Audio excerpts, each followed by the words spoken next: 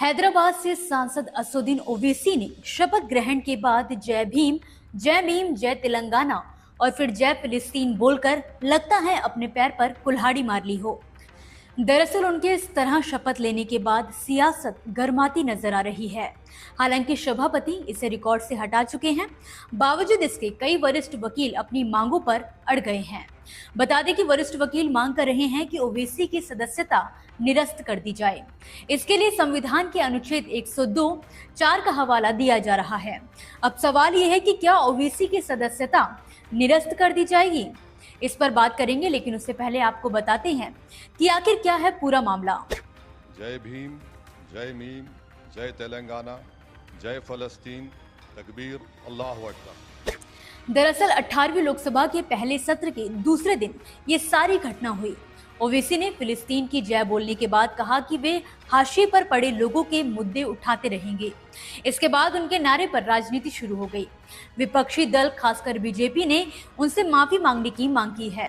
यहां तक कि एडवोकेट विनीत जिंदल ने एक सोशल मीडिया पोस्ट में दावा किया है कि उन्होंने फिलिस्तीन के लिए निष्ठा दिखाने पर ओवैसी को अनुच्छेद 102 के तहत अयोग्य ठहराने की मांग की है। वहीं supreme court advocate Harishankar Jain ने भी राष्ट्रपति द्रौपदी मुर्मू से असदुद्दीन ओवैसी के लिए यही मांग की है। लेकिन अब यहाँ एक और सवाल खड़ा होता है कि क्या शपथ लेते हुए दूसरे देश का नाम लेना गलत है? तो आपको बता दें कि सांसद के तौर पर सदस्यता लेते हुए अब तक एमपी अपने राज्य और देश की ही बात करते रहे हैं। ये पहला मामला है कि जब किसी लीडर ने इस दौरान दूसरे देश के लिए नारा लगाया हो। अब इस मामले पर संसदीय मामलों के मंत्री किरेन रिजिजू का भी बयान सामने आ चुका है। एक रिपोर्ट के मुताबिक उन्होंने कहा कि हमारी फिलिस्तीन या किसी भी देश से कोई दुश्मनी नहीं है, मगर समस्या बस इतनी सी है कि शपथ के दौरान क्या किसी सदस्य को दूसरे देश की बात करनी चाहिए, इस पर हमें नियम चेक करने होंगे। वहीं इस पूरे मामले में बार बार अनुच्छेद 102 का जिक्र आ रहा है। तो चलिए पहले जान लेते हैं कि आखिर क्या है धारा 102। दरअसल इस धारा के तहत किसी भी व्यक्ति की लोकसभा या राज्यसभा सदस्यता कई नियमों का उल्लंघन करने पर रद्द हो सकती है, जिनमें से एक नियम ये भी है जो कहता है कि किसी और देश के प्रति निष्ठा जताने पर भी सदस्यता रद्द की जा सकती है। यही वो पॉइंट है जिस पर ओवैसी घिरे हुए हैं। अपने देश के लीडर के तौर पर शपथ लेते हुए उन्होंने फिलिस्तीन का नाम ले लिया, जिसके चलते ही कई वरिष्ठ वकील उनकी इस हरकत का विरोध कर रहे हैं।